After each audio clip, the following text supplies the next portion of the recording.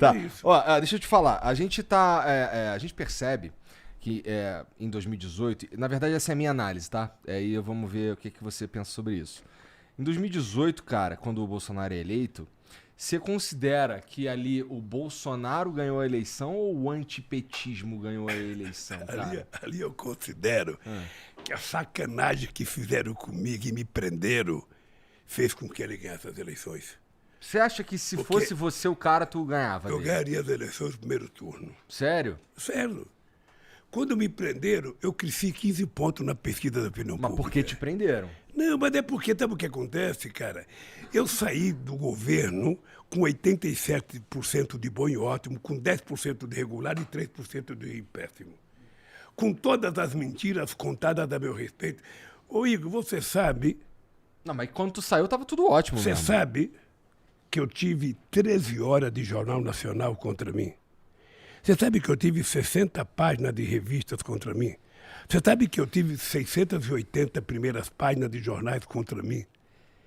E é por isso que tu fala sobre regular a mídia, Sabe? cara? E as pessoas, eu não falo em regular mídia, veja. Daqui a eu pouco a acho, gente fala deixa eu sobre dar- isso, que é vamos um discutir tema... isso também. É. O que eu falo é o seguinte, é que é preciso dizer a verdade sempre. Eu, se fosse um cara que tivesse cometido erro, eu teria saído do Brasil. Eu recebi convite para ir embora do Brasil, para ir para a embaixada. Como eu queria provar que o Moro era um farsante, eu falei, não, eu vou para Curitiba, contra a vontade de muita gente. Contra a vontade dos meus companheiros do sindicato, dos meus filhos, do meu partido. Falei, não, eu vou para lá. Eu preciso provar que eles são mentirosos. E ainda contratei um advogado que não é criminalista. Ah. Contratei um advogado que, puta, você não sabe como eu fui criticada. O Lula pegou um jovem que não entende de criminalista, ele não tem das quantas. Não tem Tu das tava quantas. tentando ser preso? Eu falei, é esse que eu quero. Eu brinco muito com os advogados, que eu falo o seguinte, advogado criminalista não sabe defender inocente. O cara tem que ser culpado pelo poder dar o discurso pro cara. Eu não. Eu estava muito à vontade. Sabe, eu falei, eu vou provar. Você está lembrado do meu primeiro depoimento em Curitiba? Eu falei o seguinte, ô juiz, você está condenado a me condenar porque você já Eu mentiu lembro demais. E aconteceu exatamente o que eu previa. Então, veja, eu me preparei espiritualmente, psicologicamente, para sair da cadeia. Tá? Quando tentaram insinuar que eu deveria fazer um acordo para sair para minha casa com tornozeleira, eu falei, eu não troco a minha dignidade pela minha liberdade. Não vou colocar tornozeleira porque eu não sou pombo correio. E a minha casa não é prisão. A Janja está ali, minha mulher, ela chorou pra cacete que ela queria que eu aceitasse para casa com tornozeleira. Meus filhos queriam que eu fosse para casa. O partido queria que eu fosse para casa. Não, Lula, sai, vai para casa, não. Eu não vou sair para casa, não. Eu vou sair para casa quando eu tiver decretado a minha inocência.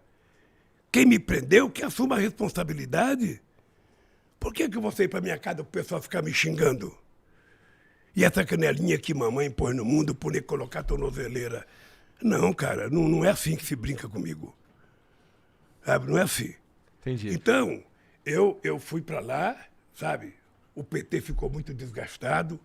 Eu digo que a companheira Gleice foi uma mulher da mais alta competência e coragem que ela enfrentou. Sabe, a gente não aceitou, não tem negociação comigo. Eu quero ser julgado. Quero ser julgado, porque o Moro é mentiroso. A sentença que ele me condenou, qual foi o crime que eu cometi? Um ato indeterminado. Pergunta para algum advogado o que é um ato indeterminado. Ninguém sabe o que é, só ele. É isso que tá no processo? É isso que está Um no ato processo. indeterminado. O crime que eu cometi é um ato determinado. Então, o partido foi muito castigado. O partido foi muito castigado. Mas não é muito... Veja, interessante que depois foi confirmado houve isso por uma problema outra- de corrupção na Petrobras. Deve haver, porque a Petrobras tem 82 mil trabalhadores, a Petrobras tem milhares de engenheiros, a Petrobras tem milhares de servidores, milhares de pequenas e médias empresas. Obviamente que pode ter corrupção.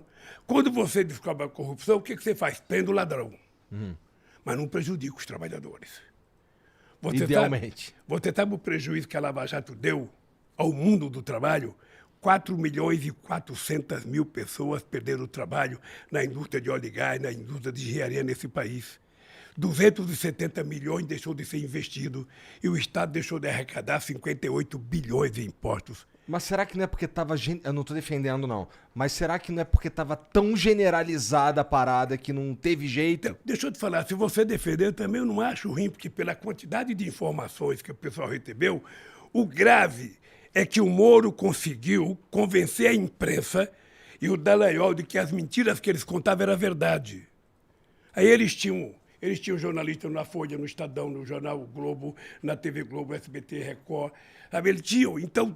Era um processo de massificação. Então eu não condeno as pessoas que acreditavam, não. Porque as pessoas não tinham nem chance de pensar. Agora, eu precisava provar o contrário. Eu precisava provar, e graças a Deus, eu provei, saí da cadeia maior do que entrei e estou aqui na disputa. Eu tenho certeza que meus adversários jamais imaginavam que eu ia estar na frente deles. Jamais imaginava. Assim, tu estava sendo investigado um monte de processo, né? Se eu não me engano, dos 4 principais que são dois processos que tinham a ver com o Instituto Lula, o lance do triplex e o lance do sítio em Atibaia. Desses 4, parece que 2 foram... Tem que começar de novo, né? Eu fiquei livre nos 26 processos que tinha contra mim. Fiquei livre, sabe, em 2 processos votados na ONU, um em Genebra e sabe, e o outro também em Genebra pela ONU, e fui absolvido pela Suprema Corte. Ou seja, não tem mais processo contra mim. Não tem mais processo. O absolvido é forte, Lula. Foi anulado. Isso. E aí o William Bonner foi muito decente. Eu assisti. Quando eu fui no debate, falou: o presidente não deve nada à justiça. Eu assisti. Tá? Porque eu venci 26 processos.